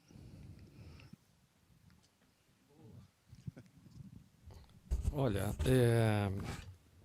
pelo que o senhor está falando, eu não conheço essa matéria, eu nunca enfrentei isso assim como magistrado, mas o que eu poderia falar é o seguinte: pelo menos existe uma legislação que dá lastro ao agente. Agora, o agente não basta só, ele tem que documentar, ele tem que fotografar, ele tem que se cercar de provas para numa eventual contraprova. Então, a garantia dele vai ser a sua atuação paralela de provas da adequação daquela destruição desse bem. Então, não basta chegar e fazer um relatório por escrito. A gente tem que tirar fotos. Eu acho que isso já deve ser feito, né? Imagino. Então, mas ele por si só teria que ter pelo menos garantido, que às vezes processo é sigiloso e não se garante, esse é um outro problema do sigilo para o agente que está na frente. Mas ele tem que ter essa garantia. Acho que a garantia talvez fazer uns painéis com o Ministério Público, com o Judiciário, para que eles também saibam da angústia, para que depois, quando chegar alguma... eu estou na ouvidoria, eu sou ouvidor da Justiça Federal, vira e mexe, chega coisas ali que eu, como ouvidor, eu acabo... em razão da própria lei, o ouvidor ele faz um filtro, que nem tudo você pode aceitar como denúncias anônimas, que eu aceito, aliás, tá, gente, que foi falado hoje de manhã, desde que muito bem fundamentada e que ela venha com elementos que dão um pouco de substância e veracidade àquilo que está sendo dito. Tá? Eu acho que o que eu poderia dizer é isso. Tá bom? Quem escolheu? Então, a Mauri, depois tem mais algum inscrito? Não? Então, a Mauri, e depois eu faço só um último encaminhamento também. Eu sou a Mauri Perusso, presidente da Federação Nacional de Servidores de Tribunais de Contas. Eu queria trazer duas questões que são importantes para o Brasil. Nos relatórios que eu leio, mostram que o Brasil é o terceiro país que mais remete recursos para os esconderijos fiscais, que os malandros chamam de paraísos fiscais, né? Por que nós não conseguimos alcançar esses valores e como isso transita, por bancos, e nós não colocamos o Banco Central brasileiro como corresponsável no controle dessa situação? Pouco, não se ouve falar, quer dizer, qual é a responsabilidade dos diretores do Banco Central do Brasil na aferição desse tipo de remessa que ocorre diuturnamente, de várias formas. E a segunda questão, que é muito complexa, e eu queria ver um pouco como é que o GAFI trata, que é e as criptomoedas, que estão sendo um mecanismo que não tem um controle. Na primeira tem um controle público, né? Porque há a possibilidade de ter um controle público. Mas e as criptomoedas? Como é que nós vamos dar combate a isso e ter, no mínimo, um acordo internacional de controle dessa situação? Também um controle, né? Várias vezes se fala, não, vamos tributar a circulação de capitais no mundo e tal, e aí a conversa desaparece rapidinho. Mas, enfim, seguem os esconderijos fiscais no mundo. E me dá um minuto só para mim contar uma história. Um dia desses eu estava num programa de rádio e eu mencionei que os Estados Unidos tinham um esconderijo fiscal que era o estado de Delaware. E aí, imediatamente, poucos minutos depois, um brasileiro que morava em Delaware ligou e disse assim, o senhor está errado. Eu assim, tá bem, então me explique por que eu estou errado. Não, porque aqui em Delaware, para trazer dinheiro para cá, tem que pagar 1%. Eu falei, não, então não é esconderijo fiscal. Já entendi que não é esconderijo fiscal. É um só, não, é 1%. Viu? Ele acabou informando o mundo inteiro que lá dava pagando 1%, dava para levar dinheiro. E, em geral, dos paraísos fiscais, os esconderijos fiscais se paga muito mais que 1%. Né? Então, era isso, se puderem comentar. Isso, e a minha homenagem ao juiz de Sanctis. Acompanha a sua atuação. Eu já estou falando do juiz de Sanctis, quando ele é desembargador. Porque vem de lá de trás a nossa relação e o meu respeito pelo seu trabalho. Obrigado. Então, eu vou deixar os senhores... Alô? Os senhores primeiro responderem essas expressões, depois eu faço um pequeno encaminhamento.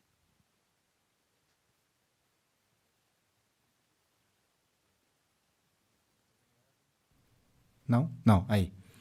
Não, muito obrigado pela consulta. Eu acho que o primeiro aspecto relacionado às remessas internacionais é objeto de preocupação do GAFI de forma geral. No caso brasileiro, a gente também tem, eu acho que as tipologias mostram claramente, está dentro do perfil de risco do Brasil, a questão dos doleiros, né? Que acaba sendo envios através fora do sistema legal, né? Então, existem compensações financeiras que se fazem entre privados, que esse dinheiro, né, é pago em determinada jurisdição e aparece em outra jurisdição sem passar pela arbitragem ou pela análise do Banco Central. Então, esse faz parte da tipologia, é um dos principais, está dentro do principal perfil de risco do país. Então, isso explica, em parte, por que, eventualmente, esses valores são emitidos e não tem conhecimento do Banco Central, porque é feito justamente para não deixar rastro, né, para diminuir a traçabilidade da operação. Digamos, claramente existem outras formas de remessa que podem eventualmente ser legais, mas isso já vai ser hoje o sistema financeiro ele tem as obrigações de manutenção das contas e das operações por um período longo de tempo.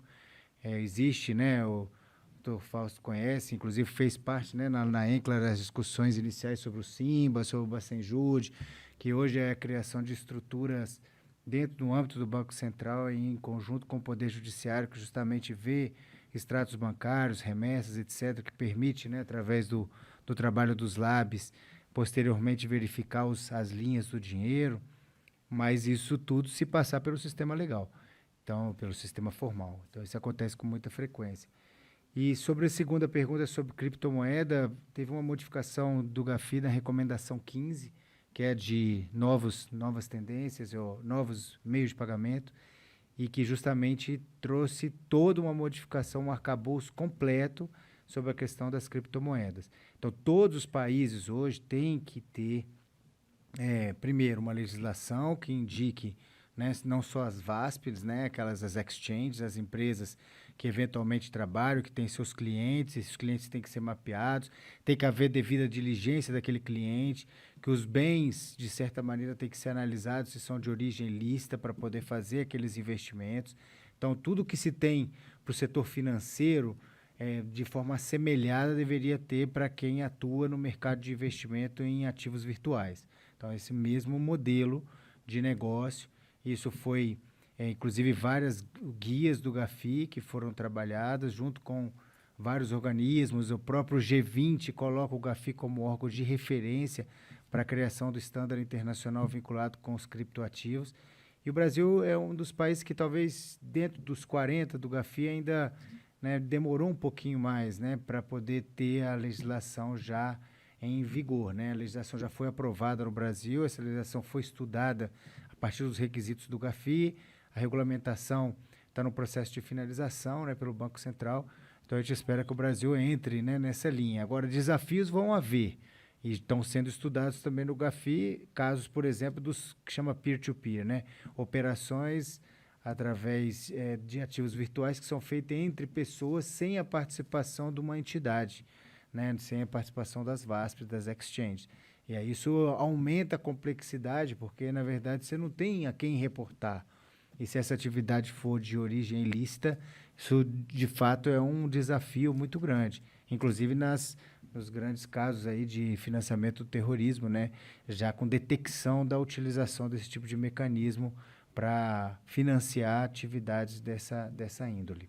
Mas deixo aqui porque esse tema é realmente bastante complexo e, de certa maneira, apaixonante, né?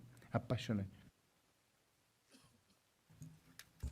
Eu teria pouco a acrescentar, apenas que o fato de o dinheiro estar no exterior por si só não é ilícito desde que a pessoa declare imposto de renda e tudo aquilo.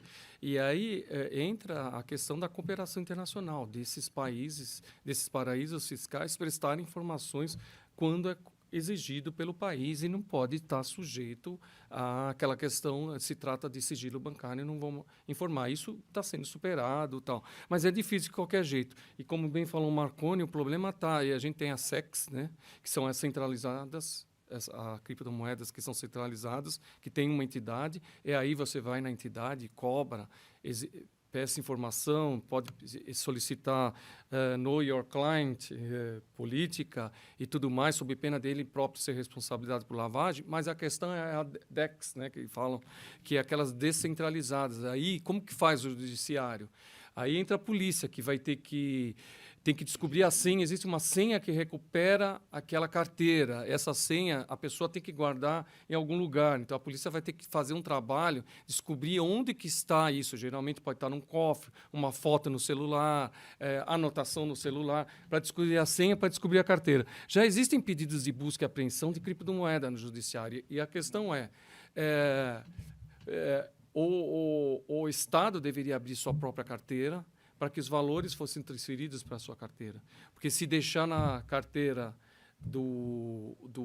da entidade, se tiver uma entidade, aquilo pode ser recuperado pelo réu com aquela senha privada, com aquela chave privada, e ele pode transferir mesmo que tenha busca e apreensão. Então, é muito difícil mesmo o mundo de hoje. De investigação tá dificílimo, mas tá aí, estamos nós para estudar e tentar chegar pelo menos perto disso tudo. Eu gostaria só de acrescentar, na linha do que o Dr. Fausto falou, Dr. Marconi, quanto ao criptoativo, a gente já tem feito mais ou menos isso lá em São Paulo, né? Inaugura uma carteira virtual, uma wallet em nome do CNPJ da UGE. Então, algumas unidades lá do órgão são UGEs, né? Unidades gestora executora, podem promover licitação, são órgãos, não tem personalidade jurídica, mas para efeitos de controle contábil, tudo tem um CNPJ. Então, a gente... Exato, a gente abre em nome do CNPJ da UGE e depois, se conseguir o bloqueio do ativo virtual, liquida aquilo e deposita em conta judicial do Banco do Brasil, tá? Agora, com relação ao paraíso fiscal, gostaria também de acrescentar, né, Dr. Marconi, salvo o melhor juízo, melhorou muito, a pressão do GAFI melhorou muito. Isso porque eu lembro lá atrás, os primeiros casos que eu tive de cooperação internacional, em particular com o Reino Unido, no primeiro momento eles me negavam informação, depois eu comecei a falar, olha, isso aí não dá, a gente tem que levar essa discussão lá para o GAFI, então rapidinho a informação começou a chegar. Um deles em particular, que houve uma doação aí significativa para uma escola de samba lá em São Paulo, por exemplo, e eu queria os beneficiários, proprietários de lá, eu queria saber quem que eram os donos da empresa. Aliás, brasileiro está, assim, tudo quanto é lugar do mundo aprontando, né? Aquela história de achar que brasileiro praticava crime só aqui, não. Eles estão abrindo contas lá fora, abrindo empresas lá fora, facilidade muito grande. E o Adido do Reino Unido me conseguiu as informações por cooperação internacional dos beneficiários proprietários daquela empresa, que estava na ilha de Man, né? E o ano passado, em particular, tive um convite deles, fui lá participar do intercâmbio com a ANCA, a Agência Nacional de Combate ao Crime, que é a Polícia Judiciária Nacional, né? E estive lá, passei lá dezembro inteiro do ano passado lá em Londres com eles e fiz várias visitas, inclusive na Ilha de Man. Falei, quero conhecer pessoalmente, né, onde estava assediada, em teoria, a empresa, a estrutura, conheço o seu cliente, dos bancos, e vi que melhorou bastante. Eles estão exigindo domicílio fiscal. Claro, se a pessoa vai falsificar ou não os documentos, são outros 500. Mas eles estão exigindo documento, eles estão exigindo residência para abertura de conta. Então, eu vejo, né, doutor Marconi, que já houve um significativo avanço nessa matéria. Obrigado. Não, e há um estudo sendo feito assim progressivo sobre a questão do beneficiário final, né, que é a obtenção e descobrir quem está por trás das estruturas societárias. Porque a melhor maneira de fazer esse tipo de remessa depois faz remessa no nome de uma empresa que é controladora de outra empresa, que está num outro país, que já não é um país totalmente cooperante e que também já tem muita opacidade em descobrir quem é a pessoa por trás da operativa. Então, você faz isso e se utiliza diversas jurisdições para facilitar esse trabalho.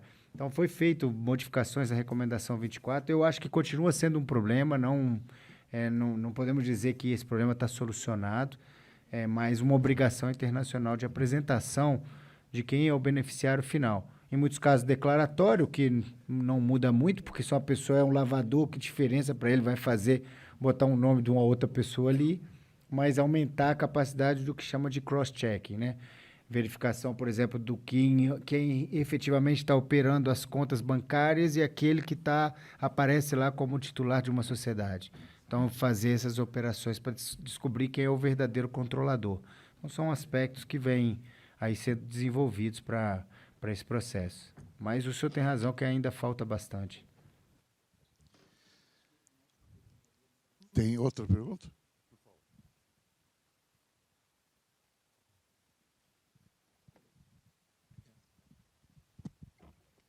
Boa tarde, Eduardo Militão do UOL.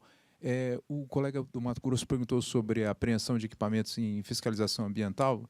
O que acontece no Brasil é que muitos desses equipamentos usados para garimpos, eles atravessam o Brasil e vão para áreas internacionais, né? Então, por exemplo, na Amazônia, eles vão para a Venezuela, vão garimpar e fazem toda essa operação. E são operações até vultosas. Semana passada, a Polícia Federal pegou uma mineradora que estava com um movimento de 16 bilhões de reais. Eu queria saber o seguinte, nas recomendações do GAFI, qual é o peso que a lavagem de dinheiro por crimes ambientais tem? E complementando a pergunta do colega, além da foto e do relatório do auditor, do fiscal, na hora de colocar o maquinário, o que mais precisa estar descrito ali para tanto ser legal a operação dele, como para desvendar a estrutura criminosa? Por exemplo, fizeram uma apreensão uma destruição de máquinas no Pará, há uns 2, 3 meses. Queimaram o equipamento e não fizeram o laudo da destruição. Não pegaram a nota fiscal da máquina, nem aquela chapinha. Em outras palavras, você não tinha ali como você identificar a cadeia criminosa que forneceu todas aquelas máquinas. E do lado tinha uma cidade que tinha uma grande montadora de veículos, com pás-carregadeiros, mandando toda a produção do Japão para cá. Ou seja, se você tivesse feito o laudo de apreensão, além de ser uma operação legal ou não ter sido anulado, você poderia pegar a estrutura criminosa que está por trás daquilo, que gera os 16 bilhões, e não somente o kit caminhoneiro ali, o garimpeiro da ponta. Então, a pergunta é, o que precisa estar nessa destruição de máquina para ela ser tanto eficiente quanto legal? Eu vou fazer a resposta da primeira pergunta em relação ao GAFI. Então, a resposta seria depende, aquilo que a gente falou no começo da apresentação, depende do risco do país.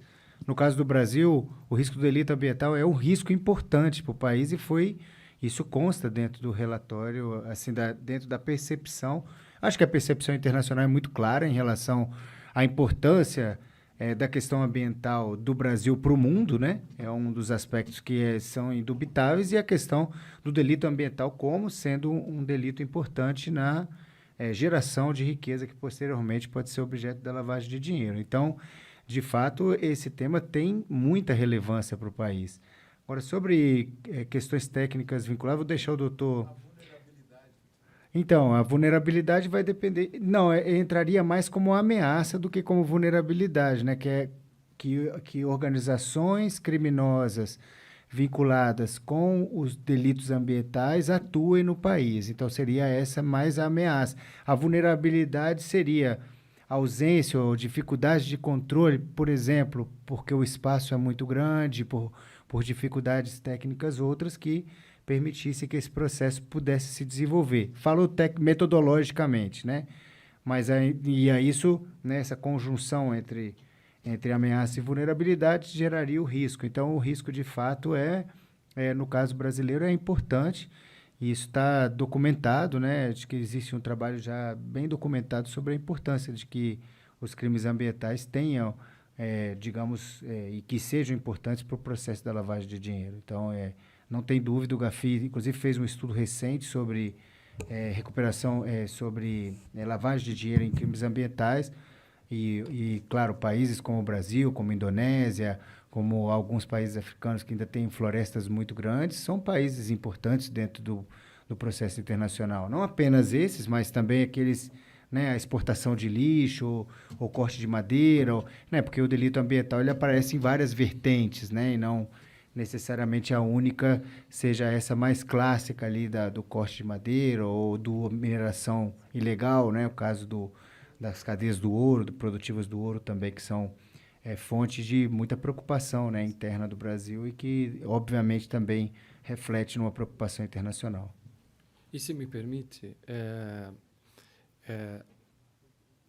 o que eu vejo lá no tribunal, o meu tribunal é competente por São Paulo, Mato Grosso do Sul. Então, nós temos crimes ambientais. Prescrição, assim, é frequente do crime ambiental.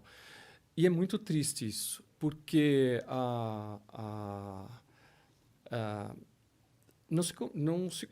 só existe crime ambiental quando existe e nunca vem a lavagem de dinheiro junto, sendo que o crime ambiental gera lucro, obviamente. E eu vou mais. A própria ONU já fez estudos sobre o Brasil e fala que o crime ambiental no Brasil existe por conta da corrupção. Corrupção exige quando a documentação é forjada e a documentação que permite o corte da madeira, por exemplo, é o exemplo da ONU, tá? Não é meu, se deu a documentação forjada a partir de corrupção de políticos locais. Só que aí, cadê a investigação disso? Falta o Ministério Público aí. Então, corrupção está dentro do crime de ambiental e gera também lavagem de dinheiro. Então, acho que a investigação tem que ir mais profunda nesse campo também, né? E não ficar só o crime ambiental, que no final acaba prescrevendo. A pena é muito baixa. E foi falado antes, né, eu estou falando de pena baixa, agora eu me lembrei que o delegado que estava aqui antes, aquele que estava na ponta, qual era o nome? Que falou... Isso. O Francisco, né? Ele falou que sobre a delação premiada, a colaboração premiada hoje, na minha época, a delação premiada no Brasil foi totalmente esvaziada. Com o pacote anticrime, basta a pessoa confessar, ela tem o mesmo efeito de uma delação premiada. Então, por que faz delação premiada hoje? Então, a delação premiada tende a não existir mais, a não ser que não dê acordo de não persecução penal que foi instituído pelo pacote anticrime. Então, eu acho que isso devia ser uma exceção. Por que eu estou falando isso? Porque as penas de corrupção são muito baixas. Então, quando fala que há acordo de não cooperação, quando a pena for mínima inferior a 4, quase todos os crimes de corrupção admitem o acordo de não, né, como chama? ANPP, né? Acordo de não persecução penal. Então, e aí é isso. Voltamos à impunidade. É o que desejavam. Mas qual é a consequência? Vamos fazer um acordo, cesta básica. E aí, por que eu vou denunciar? Por que eu vou acusar alguém se eu posso confessar e não tem mais nenhum efeito e eu tenho a mesma coisa que se eu fizesse uma delação premiada? Então, o Brasil é isso. Ele pega o instituto que estava eficaz e a gente transforma em algo ineficaz. Ele persiste, ele está lá, está todo mundo elogiando, que bacana, só que na prática o advogado veio lá no meu gabinete, doutor Fausto, não tem mais. Eu falei, claro, destruíram?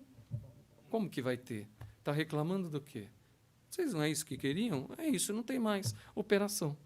Mas se eu me permitir só um breve adendo, voltando sobre a questão ambiental, um aspecto importante no plano internacional é a questão... porque às vezes a gente fala da questão ambiental no Brasil e esquece que em muitos casos, por exemplo, a madeira é um exemplo, a madeira de alto padrão ela não fica no Brasil. Ou se a gente pegar a biodiversidade, em muitos casos também não fica no Brasil. A mineração ilegal, né? Nós temos vários exemplos de pedras preciosas que são enviadas de maneira fraudulenta para outras jurisdições. E às vezes as outras jurisdições também não perseguem, né? Então, a questão dos fluxos financeiros. Então, dentro da estrutura do GAFI, não apenas a questão do delito ambiental é importante, mas dos fluxos financeiros, para onde fica a maior parte dos recursos. Porque, em muitos casos, se pensar, por exemplo, em biodiversidade, o valor que é pago a um ribeirinho para determinada biodiversidade, esse valor que vai chegar lá, é infinitamente a diferença entre os valores, né? E mesmo no caso de animais ou de casos de pedras preciosas. Então, também uma preocupação nossa de que se englobar mais a cadeia, a discussão global sobre a questão do delito ambiental, que não fique só nos países que possuem biodiversidade ou mineração ou que seja, mas também aqueles que se beneficiam do processo, onde a gente vê pouquíssimos casos, escassos casos de punição de crimes ambientais, quando a estrutura organizacional, em muitos casos, é para levar madeira ilegal dos países produtores, né? Bom, eu vou pular o questionamento que eu ia fazer, porque realmente estamos no adiantado da hora, mas eu não tenho como não manifestar uma certa pena dos nossos parceiros, por mais competentes que sejam, como o Dr. Robson, o Dr. Michael, o Dr. Amauri, aqui, todos os nossos parceiros, né, que amanhã vão se debruçar para fazer a Carta de Brasília, né, e como é que nós vamos condensar tudo isso, como é que nós... Eu fico pensando que vai ser um desafio e tanto, Dr. Robson. E eu não posso, pelo menos, não mencionar um caso. O senhor mencionou da guerra, né, que também existe aqui, com o crime organizado, com o cidadão, que ele não está nem aí com o que vai acontecer com o cidadão, com o município. Nós já temos prefeitos, que temos notícia de prefeito, que fala assim, o município não é mais o maior empregador da cidade, é o crime organizado. Então, fica aqui o último desafio, como que nós vamos colocar uma mensagem de resgate da nossa perspectiva futura. É isso. Muito obrigado aos senhores. Você faz o encaminhamento final. Eu pediria rapidamente, antes de encerrarmos os trabalhos em definitivo, o sorteio dos livros para os que aqui ficaram e resistiram. Por favor, resistiram no bom sentido, porque quem não ficou perdeu. Espero que pelo menos conseguiram assistir aí virtualmente. Então vamos fazer um sorteio aqui. Para o primeiro aqui, sortudo a ganhar o livro que diversos autores de carreiras típicas de Estado escreveram, coordenado pela doutora Regina. Dr. Fausto está no livro também. Eu tive a honra também de compor aqui com alguma coisa. Vamos lá, quem que deu? 19? Uau! 19, vamos ver. Rapidamente. Sidneia. Oh, parabéns, Sidneia. Olha que beleza. Parabéns.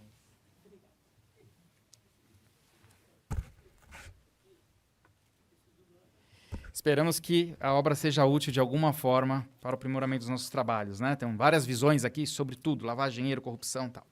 Próximo sorteio, quem que deu aqui? 1. Opa. Ainda não? Desculpe. 4. Douglas. Essa roleta tá viciada, hein? Só desse lado. Essa roletinha. Precisa regulamentar isso aqui também, hein? Vamos levar pro Gabi, doutor. Jogos online, né? Precisamos regulamentar isso aqui. Isso aqui é ativo também, hein? Não se esqueçam disso, tem um valor econômico. Então, de uma certa forma, tem que regulamentar. Próximo. 14. Uau, vamos ver quem que é o 14 aqui. Outro sortudo. Nayana, Karen. Nayana? Não, perdão. Camila. Camila? Não? Não está? Nem Nayana, nem Camila Coelho? Não? Bom, então vamos ao próximo sorteio. 8. 8, nós temos Fernando César da Cunha Matos. Não? Vamos ao próximo. 18. Espero não sair o mesmo, né? Rodrigo Augusto do Nascimento. Opa, olha lá. Ainda bem que saiu do outro lado, senão eles vão falar que nós estamos privilegiando.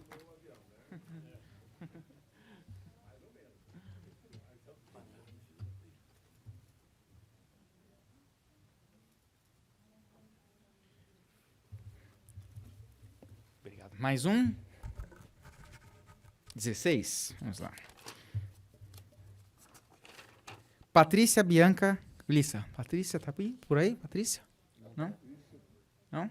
Bom, então, desculpa, mas precisamos sortear outro. Em respeito aos presentes. 13. Opa. Esse número é cabalístico. Michael. Acabou de se ausentar. Então, desculpe, doutor Michael, mas infelizmente Ficará para uma próxima. Número 3. Carlos Augusto Gomes de Oliveira. Oh, olha lá.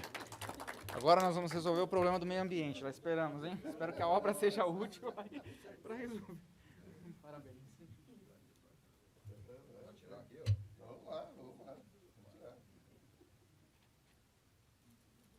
Até porque a Conacate é uma das que colocou o projeto. Meus amigos, o importante é aquilo, é ter fé, tem que acreditar que existe a lavagem de dinheiro, que ela está lá, que o dinheiro ilícito está lá e perseguir isso aí. Vamos lá, próximo, assim como temos que ter fé que vamos ganhar. Número 2.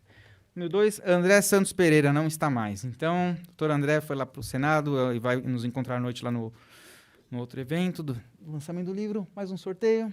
Número 1, Amauri. Amauri.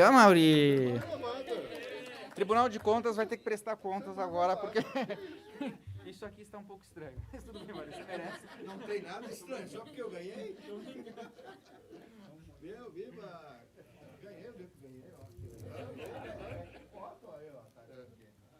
Vai sair o meu marmelado na foto? E esse aqui não tem sorteio, esse aqui vai para o nosso palestrante,